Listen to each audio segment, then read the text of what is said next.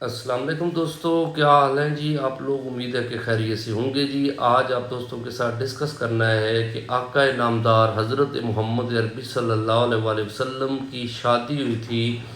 جب آپ کی عمر 25 سال تھی، اور آپ کی شادی جو ہے وہ حضرت ختیجۃ الکبریٰ سے ہوئی، اور حضرت ختیجۃ الکبریٰ جو ہے وہ آپ کو میں نے پچھلے لیکچر میں بتایا تھا کہ ان کا تعلق بنو اسد سے ہے۔ ختیجہ بنت خویلد ہے جی، ان کی پہلے 2 شادیاں ہو چکی تھیں اور ان کے ہسبینڈ جو ہے وہ فوت ہو چکے تھے، اور حضرت ختیجۃ الکبریٰ جو ہے وہ ایک اعلیٰ جو ہے کہ خاندان سے بھی تھیں، عقل مند بھی تھیں، بہادر بھی تھیں، شریف النفس بھی تھیں، ٹھیک ہے جی، اور مال و ثروت میں بھی یعنی اللہ نے ان کو کافی رزق جو ہے وہ عطا کیا تھا جی۔ تو کافی جو لوگ تھے نا، مکہ کے سردار جو تھے وہ چاہتے تھے کہ حضرت ختیجۃ الکبریٰ سے شادی کی جائے، لیکن آپ ہر دفعہ جو ہے وہ انکار کر دیتی تھی۔ جب سرکار دو عالم صلی اللہ علیہ وسلم آپ کا مال لے کے مطلب ہے کہ سیریا سے واپس آئے تھے، تو اس وقت میسرہ نے کافی ساری خوبیاں بتائیں سرکار کی، اور پھر حضرت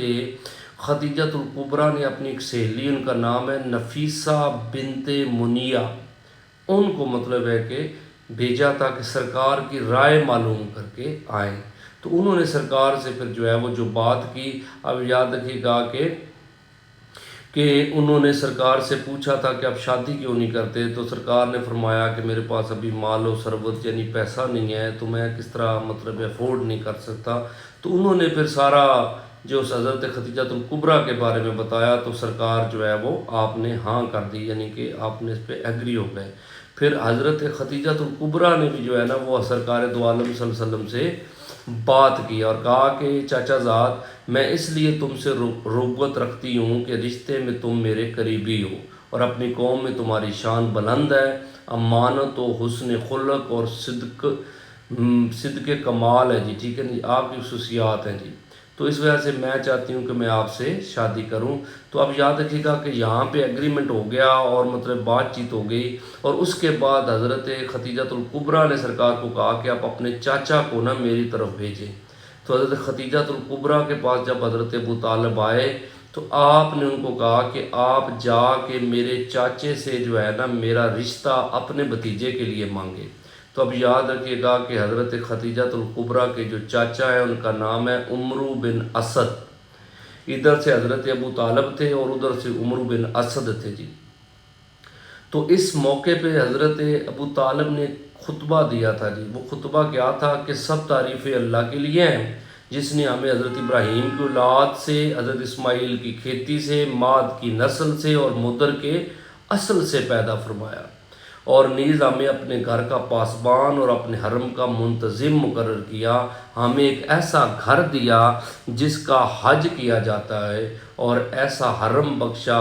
جہاں امن میسر آتا ہے، نیز ہمیں لوگوں کا حکمران فرمایا۔ حمد کے بعد میرا یہ بھتیجا جس کا نام محمد بن عبداللہ ہے، اس کا دنیا کے جس بڑے بڑے آدمی کے ساتھ موازنہ کیے جائے تو اس کا پلڑا بھاری ہوگا۔ اگر یہ مالدار نہیں تو کیا ہوا، مال تو ایک ڈھلنے والا سایہ ہے، بدل جانے والی چیز ہے۔ محمد جس کی قرابت کو تم خوب جانتے ہو، اس نے ختیجہ بنت خویلد کا رشتہ طلب کیا اور 12.5 اوقیہ سونا مہر مقرر کیا، اور باخدا مستقبل میں اس کی شان بہت بلند ہوگی اور اس کی قدر و منزلت بہت جلیل ہوگی۔ اس کے بعد اب یاد رکھیے گا کہ ورقہ بن نوفل نے بھی خطبہ دیا جی۔ ورقہ بن نوفل جو ہے حضرت ختیجہ کے چاچا زاد بھائی تھے جی، انہوں نے بھی کہا کہ سب تعریف اللہ کی ہے کے لیے ہے جی، جس نے ہمیں ان عزتوں اور انعامات سے نوازا جس کا آپ نے ذکر فرمایا، ہمیں وہ فضیلتیں بخشیں جن کو آپ نے گنا ہے جی۔ پس ہم سارے عرب کے سردار اور رہبر ہیں، اور تم بھی ان صفات سے متصف ہو۔ قبیلے کا کوئی فرد ان کا انکار نہیں کرتا۔ اگر کوئی شخص تمہاری فضیلت کو رد نہیں کرتا تو ہم اپنا تعلق تم سے استفار کرنے میں بڑا اشتیاق رکھتے ہیں۔ اے خاندان قریش کہ سردارو، گواہ رہو کہ میں نے ختیجہ دختر خویلد کا نکاح محمد بن عبداللہ کے ساتھ کر دیا جی۔